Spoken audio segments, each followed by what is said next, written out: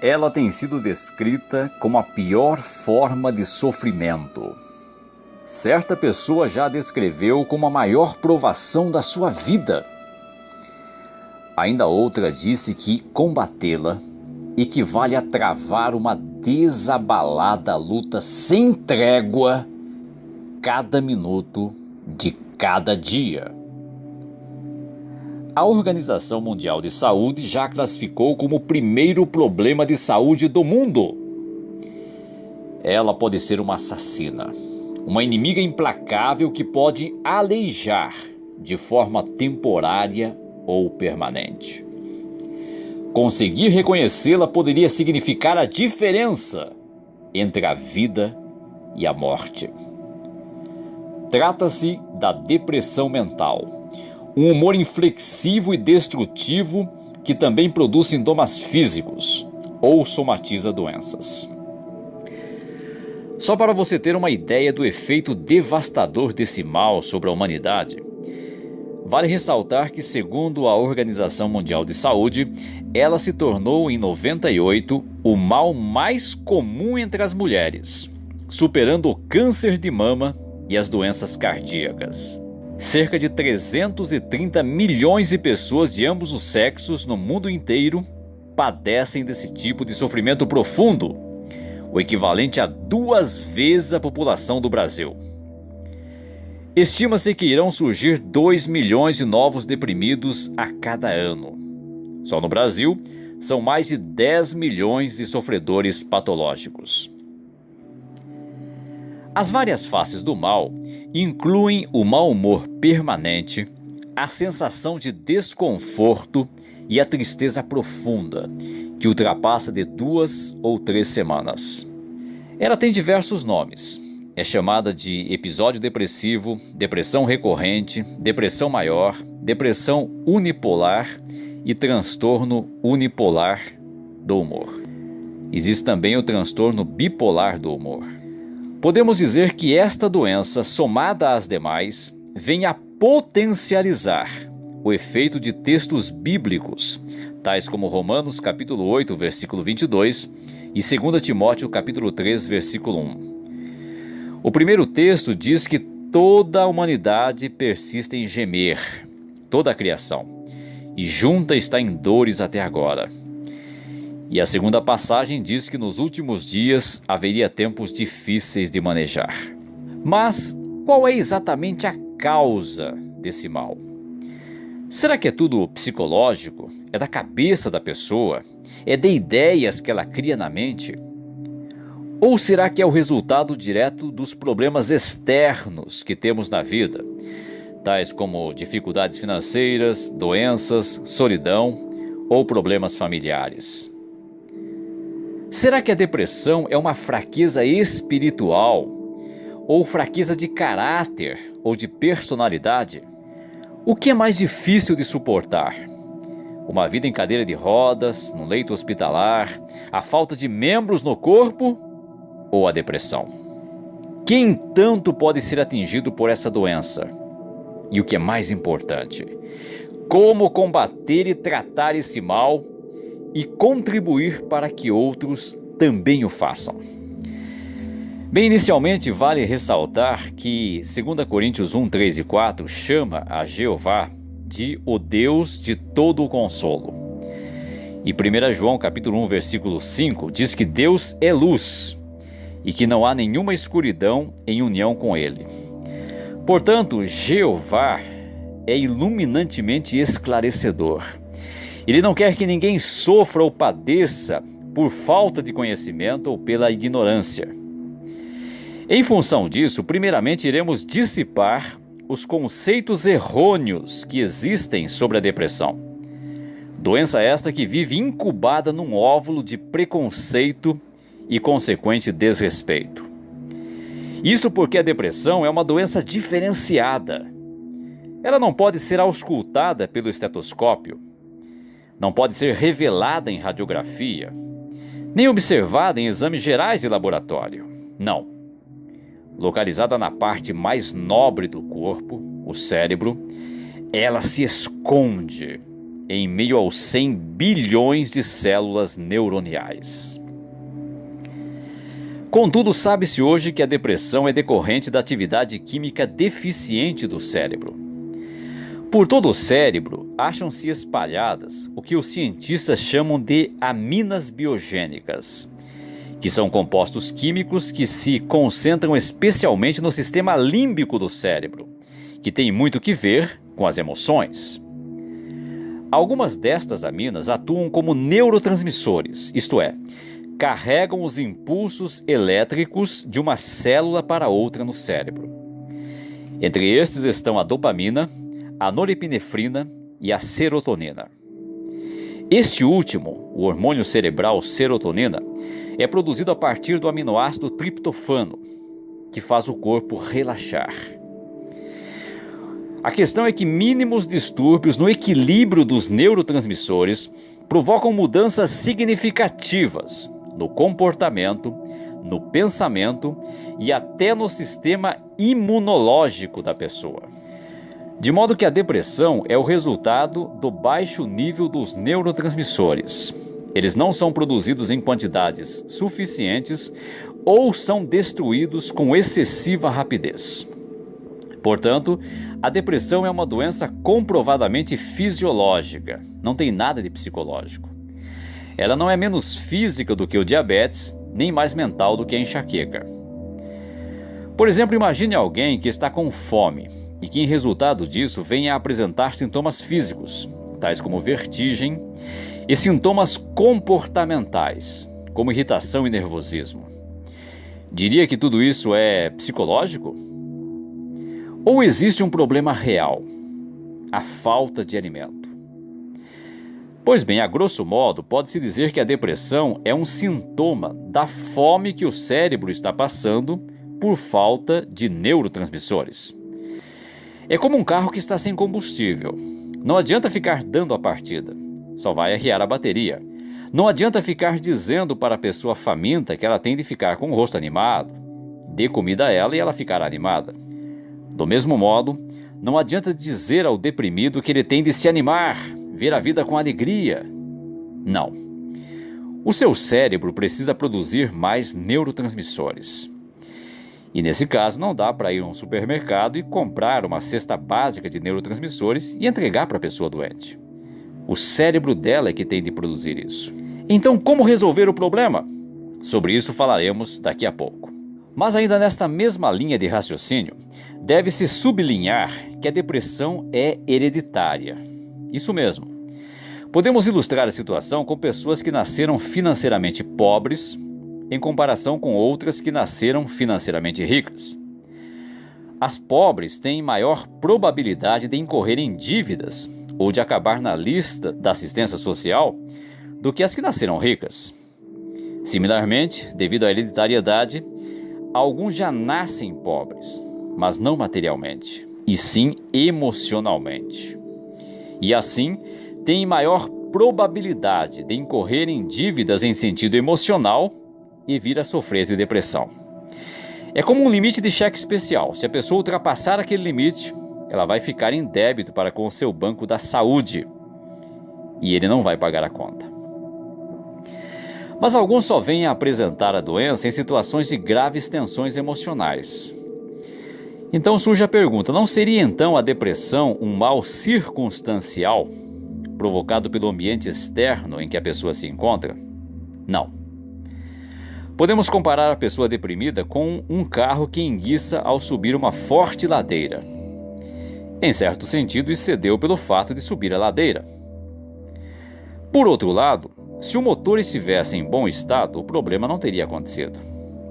Portanto, o estresse do meio ambiente pode desencadear o colapso, mas para isso acontecer, tem de haver uma deficiência biológica, uma fraqueza no motor. De modo que a tendência à depressão é genética. O desgaste cotidiano apenas cumpre o papel de mero detonador. Mas uma vez que a depressão é uma doença fisiológica, ela não é uma doença espiritual. Então vamos comprovar isso através de uma passagem bíblica. Filipenses capítulo 2, versículo 25, que nos diz o seguinte: No entanto, considero necessário enviar-vos Epafrodito, meu irmão e colaborador, e soldado companheiro, mas vosso enviado e servidor particular para as minhas necessidades. Então, o apóstolo Paulo, por volta do ano 58 era comum, estava preso em Roma. Os cristãos em Filipos, na Grécia, embora materialmente muito pobres, queriam muito ajudá-lo, de modo que enviaram Epafrodito, um outro cristão, até ele. A viagem até Roma era muito extensa, cansativa e perigosa. É provável que Epafrodito tenha seguido a Via Ignácia, uma estrada romana que atravessava a Macedônia. Daí ele atravessou o mar Adriático até o calcanhar da Península Italiana e depois subiu pela Via Ápia até Roma. Foi uma viagem de mais de 1.200 quilômetros, numa só direção, que provavelmente levou mais de um mês, cobrindo de 30 a 35 quilômetros por dia, exposto às intempéries como o frio, o calor abrasador, chuvas, tempestades, ventos cortantes e a perigos e salteadores. Ao longo das estradas romanas havia algumas mutaciones, ou pontos de parada, onde era possível encontrar mantimentos. Essas tabernas tinham uma reputação horrível, sendo frequentadas por prostitutas, assassinos, ladrões, escravos foragidos, carrascos e fabricantes de caixões. Havia um só copo para todos. E ninguém tinha uma cama só para si, nem uma mesa separada dos demais. A água era péssima e os quartos eram superlotados, sujos, úmidos e infestados por pulgas. Epafrodito passou por tudo isso. E veja o que Paulo diz a respeito dele agora no versículo 30. Porque ele chegou quase a morrer por causa da obra do Senhor, expondo a sua alma ao perigo, a fim de compensar plenamente o não estardes aqui para me prestar serviço particular. Note que Paulo usa o verbo expor, e nesse caso ele usou uma palavra de linguagem de jogatina, a palavra parabolevissamenos, que literalmente significa apostar. Portanto, Epafrodito apostou a sua vida a favor do serviço de Cristo. Diria você que ele era um homem espiritualmente fraco? Contudo, ele ficou deprimido. Vejam agora o versículo 26, do mesmo capítulo 2. Visto que ele tem saudade de ver todos vós e está deprimido por terdes ouvido que ele adoeceu. Paulo usou uma palavra grega muito forte, ademonel, para estar deprimido, o que indica uma condição confusa, desassossegada, muito perturbada. Para você ter uma ideia da força desta palavra, o único outro uso dela na Bíblia, nas escrituras gregas cristãs, o chamado Novo Testamento, é para descrever a agonia intensa de Jesus no jardim de Getsêmani, em Mateus capítulo 26, versículo 37. Portanto, a depressão não é uma fraqueza espiritual. Mas e quando a pessoa não consegue frequentar as reuniões cristãs, nem participar no ministério de evangelização, não indica isso uma fraqueza espiritual? Não necessariamente. A revista A Sentinela, de 15 de novembro de 1988, na página 24, mostrou que é possível que a doença limite a pessoa a tal ponto. A situação pode ser comparável a uma pessoa que está imobilizada num leito hospitalar, ligada a diversos aparelhos. Diria que tal pessoa é fraca espiritualmente por não poder assistir às reuniões cristãs e nem participar no ministério cristão? A pessoa que tem depressão intensa está numa situação similar. Às vezes nem consegue sair do quarto. Então, visto que é muito difícil demarcar onde termina a doença física e onde começa a doença espiritual, não devemos precipitar-nos em fazer julgamentos. Nosso trabalho não é julgar, e sim ajudar. Então surge a pergunta: como podemos ajudar uma pessoa deprimida? Novamente, a revista A Sentinela, de 15 de outubro de 1988, página 27, mostrou que em casos intensos é necessário ajudar a pessoa a procurar assistência médica. O mesmo é enfatizado na Sentinela de 15 de março de 1990, página 30. Por conseguinte, é necessário tratamento especializado. Hoje a medicina psiquiátrica progrediu bastante. Muitas drogas psiquiátricas não são alucinógenas, nem tranquilizantes e nem tampouco viciadoras. Servem apenas para corrigir desequilíbrios químicos no cérebro. A situação pode ser comparada ou encarada quase da mesma forma como o diabético ter de usar insulina, o hipertenso ter de tomar remédio para pressão alta e assim por diante. Mas parece que o problema reside em encontrar profissionais competentes. Um estudo do Instituto Nacional de Saúde Mental dos Estados Unidos da América revelou que a mais da metade dos pacientes de depressão são prescritos os medicamentos errados. Apenas 1/3 recebe medicamentos corretos e em doses adequadas. Em 1988, tal instituto estabeleceu um programa de milhões de dólares para atualizar médicos e profissionais de saúde mental. Infelizmente, muitos médicos prescrevem ansiolíticos ou neurolépticos quando deveriam receitar antidepressivos. Agora imagine duas situações. De um lado temos um tetraplégico, cego, com deficiência na fala, e do outro lado temos uma pessoa com todos os órgãos normais, mas com depressão. O que é mais difícil de suportar? Esta pergunta é aparentemente muito difícil de ser respondida. Eu não tenho autoridade para respondê-la, mas a Bíblia tem. Veja o que diz Provérbios capítulo 18 e o versículo 14. O texto diz: o espírito do homem pode aguentar a sua enfermidade, mas quanto ao espírito abatido, quem o pode suportar? Podemos voltar à ilustração do carro, só que desta vez imagine 2 carros. O primeiro está com a pintura toda queimada e descascada, falta de uma porta, os pneus estão furados. Não obstante, o motorista dá a partida e o carro vai embora, queimando óleo e fumaceando muito. O outro carro aparentemente é novo, não tem nada de defeito observável. No entanto, nem tem partida. Por quê? Evidentemente há um problema elétrico. Lembre-se de que a depressão é um problema elétrico.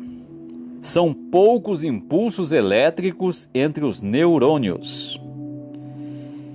Então a pessoa pode aparentar não ter nada, mas é como aquele carro que não sai do lugar.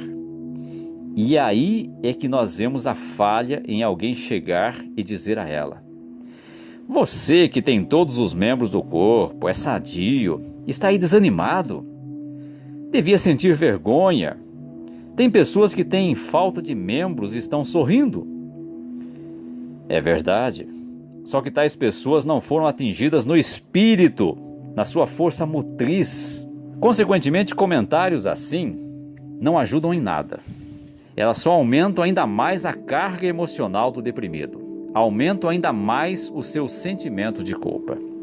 Também vale ressaltar que a doença não é uma fraqueza de personalidade, não é falta de força de vontade, não tem nada a ver com maturidade mental ou intelectual. Até mesmo pessoas bem-sucedidas na vida podem vir a incorrer na doença.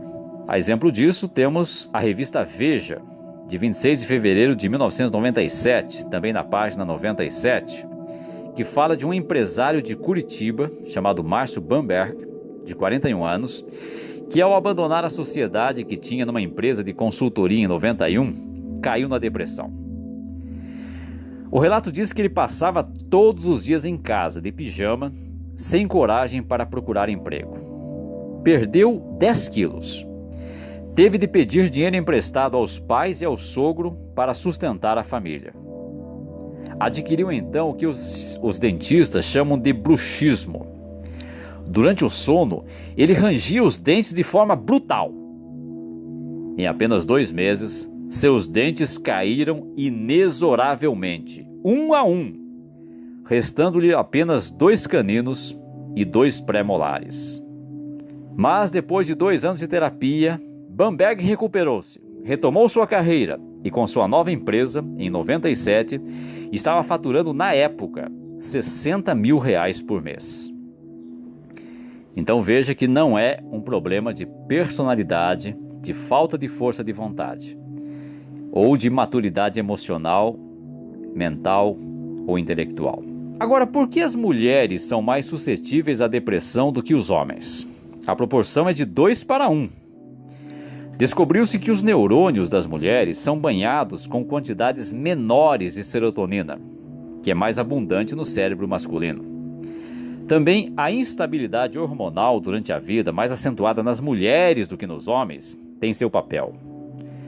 Uma outra explicação científica é a de que as mulheres seriam mais abertas para aceitar e revelar que sofrem de depressão.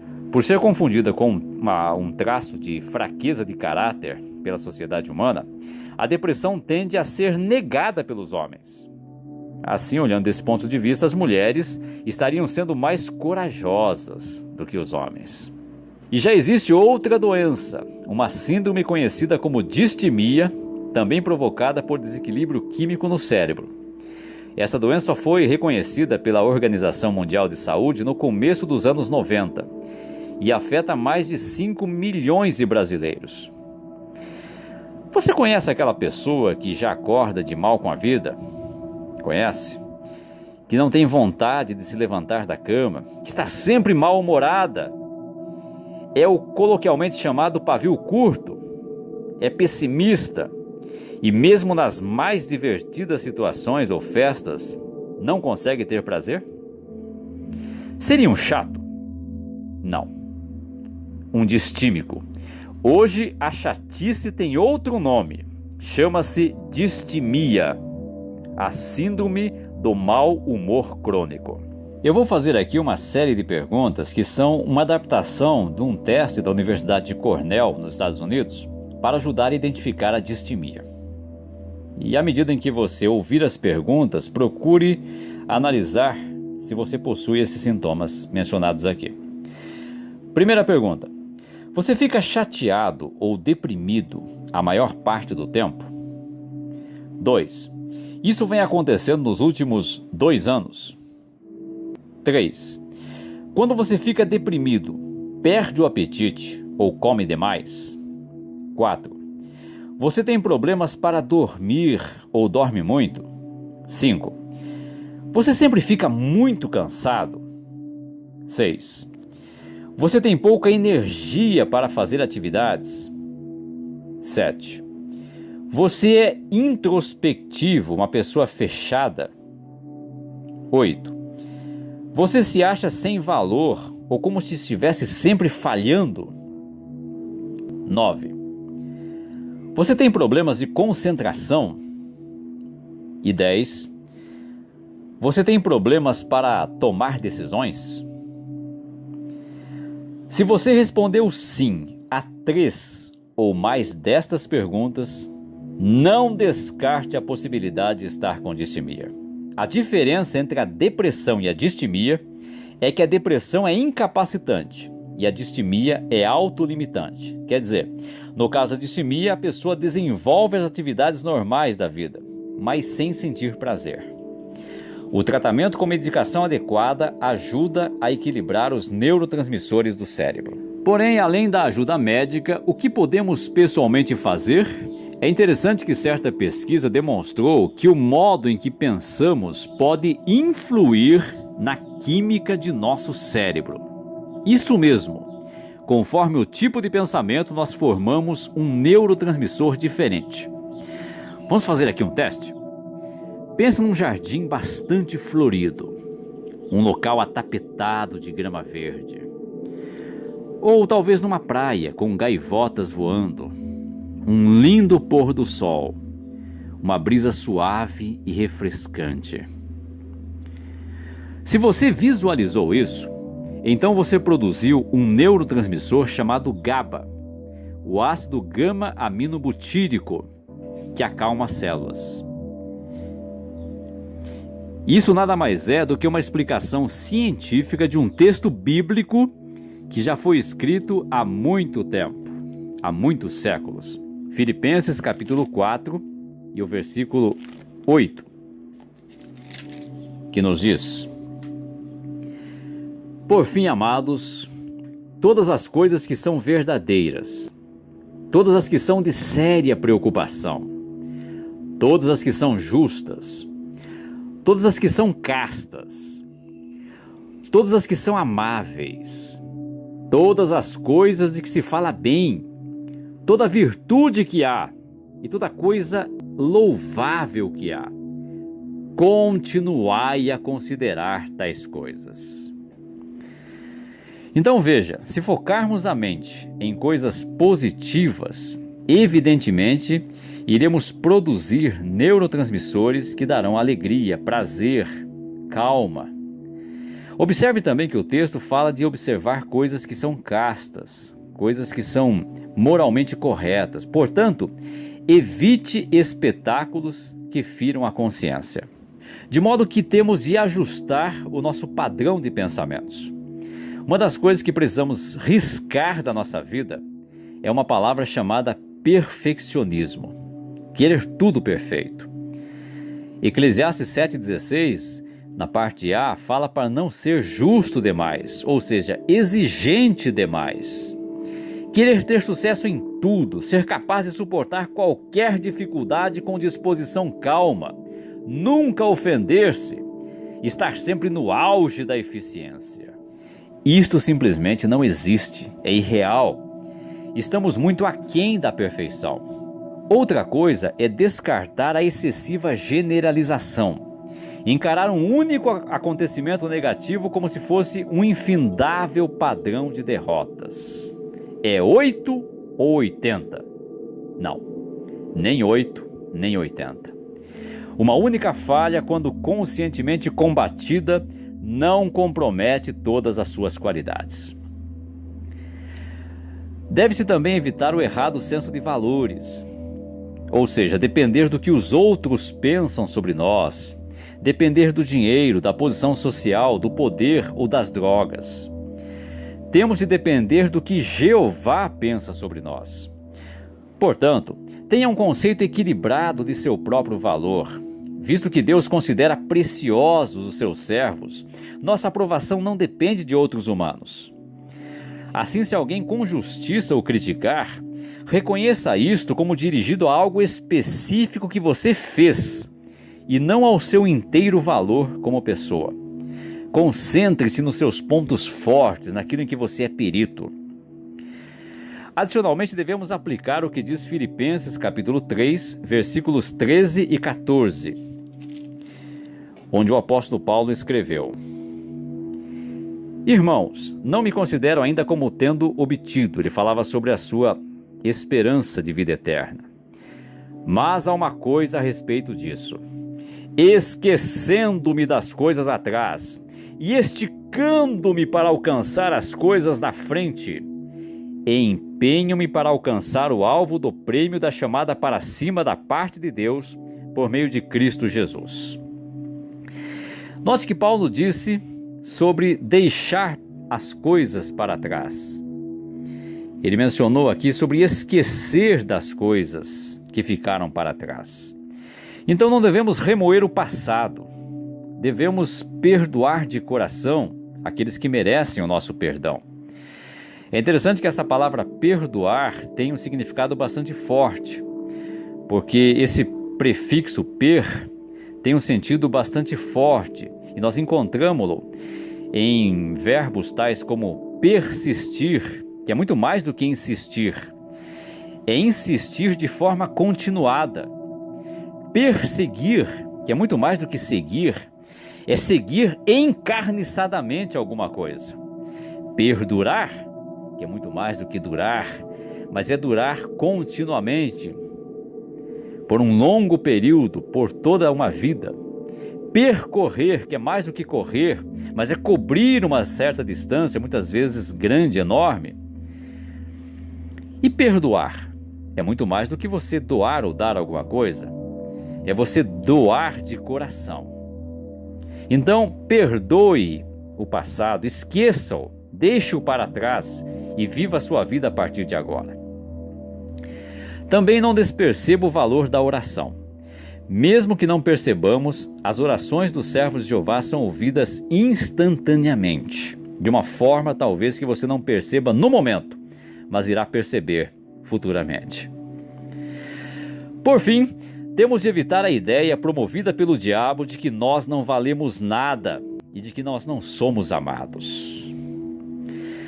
Portanto, se a vida nesse sistema de coisas lhe tiver ensinado a encarar-se como um obstáculo desanimador demais, mesmo para o amor imenso de Deus superar, ou que suas boas obras são insignificantes demais para serem notadas mesmo pelos olhos dele, que observam tudo, ou que seus pecados são enormes demais para serem cobertos mesmo pela morte do filho precioso dele, então a vida lhe ensinou uma grande mentira. Rejeite mentiras assim com toda a repugnância que elas merecem. Ao contrário, lembre-se sempre do amor de Deus, que foi esplendidamente ilustrado pelo apóstolo Paulo no livro de Romanos, no capítulo 8. Inicialmente, vamos ler os versículos 31 e 32, onde ele diz: Que diremos então quanto a estas coisas? Se Deus é por nós, quem será contra nós? Aquele que nem mesmo poupou o seu próprio filho, mas o entregou por todos nós, por que não nos dará também com ele bondosamente todas as outras coisas? Reflita comigo. Se Jeová não poupou o mais caro tesouro do seu coração, o que é para ele nos dar o paraíso na terra? O que é o paraíso em comparação com o Filho de Deus? Lemos no versículo 35. Quem nos separará do amor do Cristo? Acaso tribulação, ou aflição, ou perseguição, ou fome, ou nudez, ou perigo, ou espada? Versículos 38 e 39. Pois estou convencido de que nem a morte, nem a vida, nem anjos, nem governos, nem coisas presentes, nem coisas por vir, nem poderes, nem altura, nem profundidade, nem qualquer outra criação será capaz de nos separar do amor de Deus, que está em Cristo Jesus, nosso Senhor. Aqui diz que nem a morte pode separar-nos do amor de Deus. Obviamente está falando do amor que Deus tem por nós, e não do amor que nós temos por Deus. Porque o nosso amor por Deus acaba sim na morte. Lá em Eclesiastes 9, 5, 6 e versículo 10, diz que na morte não há amor, não há inveja, não há ciúme, porque a pessoa está inconsciente. Mas o amor de Deus por ela não acaba na morte, porque Jeová prometeu ressuscitá-la e fará isso no tempo devido. Que Deus maravilhoso nós temos! Portanto, tenha certeza de que Deus tem interesse pessoal em você, que Ele compreende suas limitações e que lhe dará força para enfrentar cada dia. Fixe seus olhos na preciosa esperança à frente. Encare o distúrbio como um refinador de sua fé. E, principalmente, siga o conselho do texto temático do cântico que nós cantamos hoje, o texto do Salmo 55, 22, que declara: lança o teu fardo sobre o próprio Jeová, e Ele mesmo te susterá. Nunca permitirá que o justo seja abalado.